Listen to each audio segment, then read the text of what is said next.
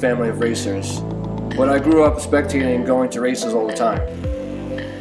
Our first story for Dodge Garage was to cover a modern street Hemi Shootout event in Atco, New Jersey.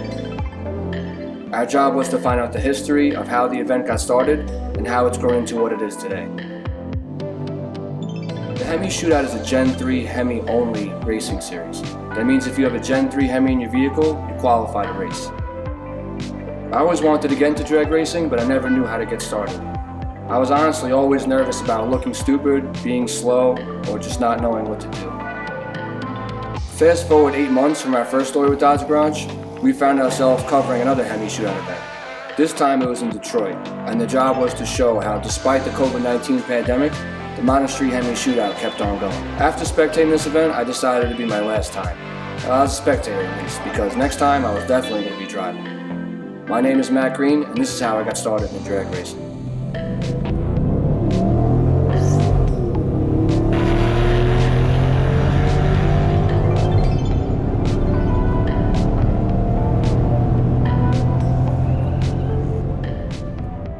Pulling up to the track is a combination of nervousness combined with the relief that the drive is finally over. Once you see everyone else starting to get ready, that's when your blood starts pumping. The driver's meeting is super important for every Modern Street Hemi Shootout event. Typically the rules and regulations stay the same, but you always want to make sure to catch the meeting so you find out any information that's going to be needed throughout the day. The car is stock with no modifications, so it didn't take much preparation to get it ready. We checked the fluids one last time, let some air out of the tires, and just gave it a quick once over to make sure nothing was loose and everything was safe. Put our helmet in the car, and we were basically ready to go. When most people think of drag racing, they automatically think you have to be the fastest car. And I thought that for the longest time until I realized that you have to dial in. There's also a bracket class. So it's not necessarily who's the fastest when it comes to those classes. It's about who knows their car the best and who can predict the time that they're going to run. We're here with top fuel dragster Leah Pruett. So today I was here as a rookie, she's here as a pro. What is some advice you have for the rookies just getting started? Man, I would say be completely open-minded and don't be afraid to ask questions. I mean, I really think absorbing all the fundamentals of drag racing are very essential, very important, right? From if you have just any SRT or if you've got something that's got an intercooler, everything's important. Your weight, your fuel, your tire, your track temp, your staging, your spooling, whether you're spraying or not. But as a rookie coming in, you can never be too ready. And you can never think about it too many times. So coming to an event like this for me, I absolutely love, because I drive a Hellcat on the daily and I can't get after it on the street. Coming to an event like this, just like any other rookie that's got an SRT, this is the place to bring it and give it everything you've got. And I mean, in worst case scenario, you spin the tires and you put a tune in it and you go with a wonderful mod and you start hauling ass.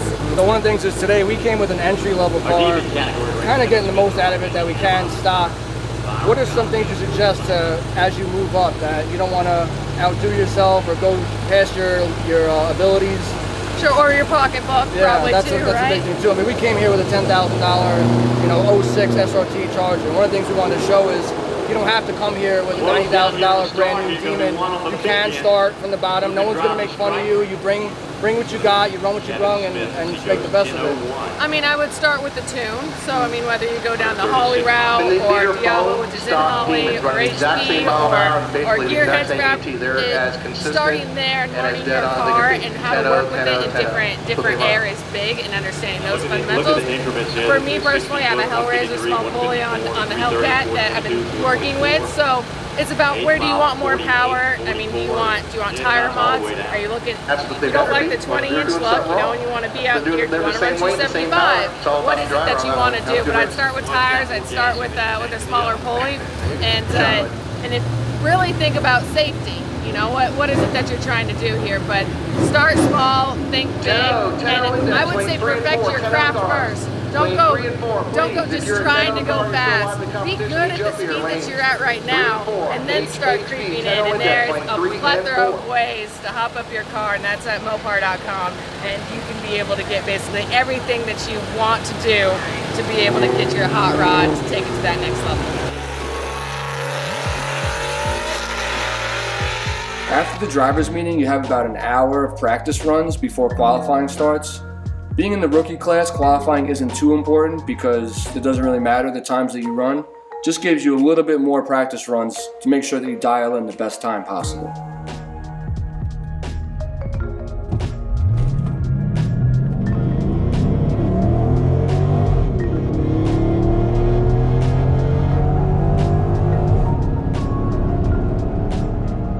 When I came into my first pass, I said that I wasn't going to hit it as hard, and I didn't. I felt that I had pretty good traction, so when it came to the second pass, this is all testing, so you want to see what your car is going to do.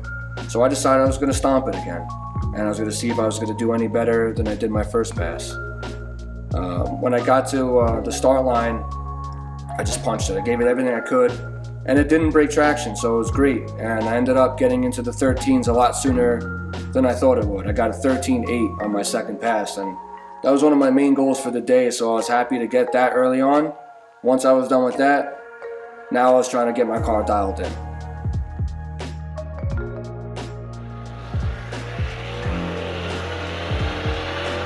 You never know who you're going to see at a Modern Street Hemi Shootout event. Could be a corporate executive, pro like Leah Pruett, or a vendor like Conrad from Acme. Here with Conrad from Acme High Performance Laboratories. He's got something special to show us. His new product just came on the market. Tell us a little bit about it. Sure thing. So what we have here is a bolt-in traction enhancant module that'll bolt into 2005 to 2020 LX platforms. Charger, Magnum, Challenger, 300C. And what it does, it repackages all your factory components. It repackages your ZF differential, your drive shaft, your CV shafts, your brakes, and reformats into a live axle that allows you to get better traction out of the hole. This is really good for guys that like to do a little bit of street racing, get really good 60-foot times, enjoy the car.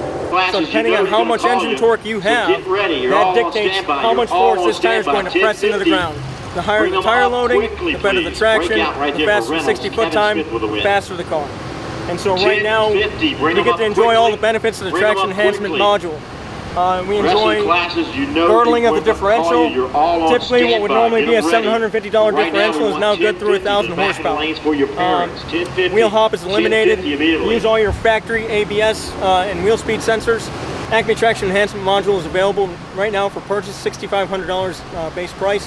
You can buy it for a fully upgraded unit at $11,000. That comes with front and rear double adjustable coilovers and sets you up for drag race traction. So now I was a few passes into my drag racing career, and I still didn't even have a win. I ended up landing against a stock 5.7 Hemi Ram, and I ran 13.6 and he was in the 15, so it was pretty cool to get my first win, even though it was against a car significantly slower. It was cool to win. When it came time to rookie eliminations, it's basically the same as the bracket class. You have to set your dial-in time, which is how fast you think you're going to run, and the same principles apply to the rookie class as it did for the bracket class. Right before we were about to run the bracket class, we unfortunately got hit with a rain delay for about 2 hours. Right now we got a little pause with a rain delay, and we're about to get started. We got 7 drivers in the rookie class. We're going to be running in the third race, and I'll be up against a guy in a 5.7 Challenger, and he's clocked in at 14.5. So he's going to leave a little bit before me, so I just got to stay focused on the tree and make sure I don't jump, because I'm going to see him go before me, but I'm just going to try to focus on my side of the tree and just make sure I go when I'm supposed to. During this time, the track completely changed. Not only did it get much later into the night, but with no one going down the track got significantly colder. These were not things that I took into consideration when I went to make that run. The first round of rookie eliminations, I clocked in at 13.8. My competitor was 14.2. I ended up blowing the tires off halfway down the track. I ran a 16. It was my worst pass ever.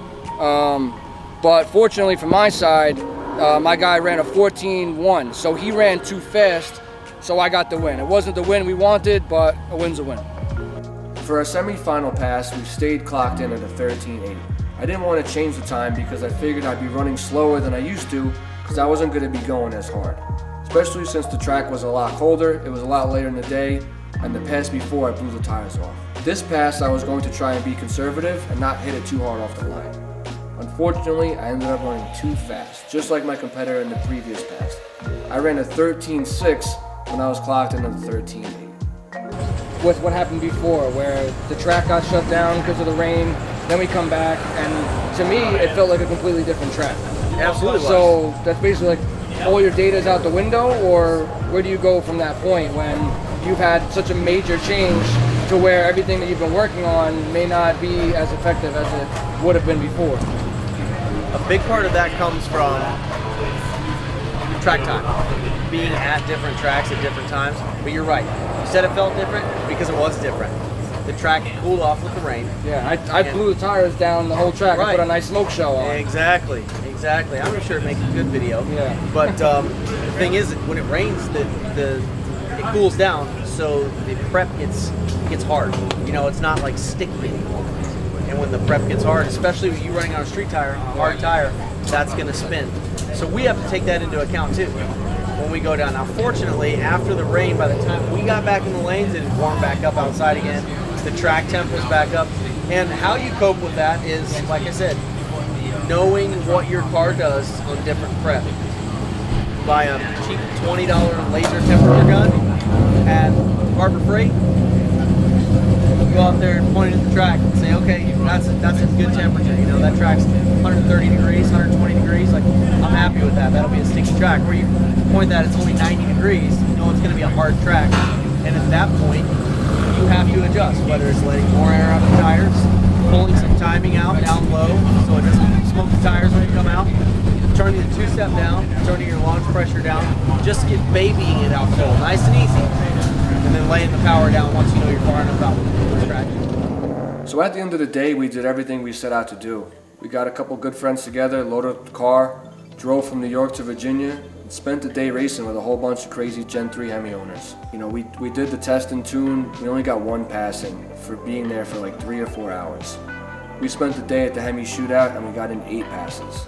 Unfortunately, it rained the day before, so we weren't able to practice, but you could potentially walk away from the weekend with 16 passes. Where else can you do that? I'm with Rams, I'm with Jeeps, Challengers, Chargers, 300s, custom builds. You know, anything that has a Gen 3 Hemi in it is able to qualify. You know, we had a lot of fun. You know, we wanted to get into the 13s. We got into the 13s. We would have loved to have won the tournament, but we were happy to walk away with the 2 wins that we got. We learned a lot, and you know, we're going to be more than ready for next time, and you know, hopefully we'll get a better turnout and maybe get into the 12s. We might come back with a different car, but you know, I know we had a lot of fun, and you know, we're definitely going to be doing it again. So we had a lot of fun running our 2006 SRT Charger. We never really had plans of racing it, but it was probably the most ready thing that we had to go to the track.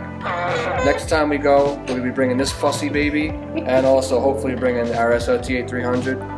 We still got a little bit of work to do. It's kind of missing some parts, but you know, that's part of racing. It's crunch time, so we're going to do everything we can to get this car ready for the next racing event in Atco, New Jersey.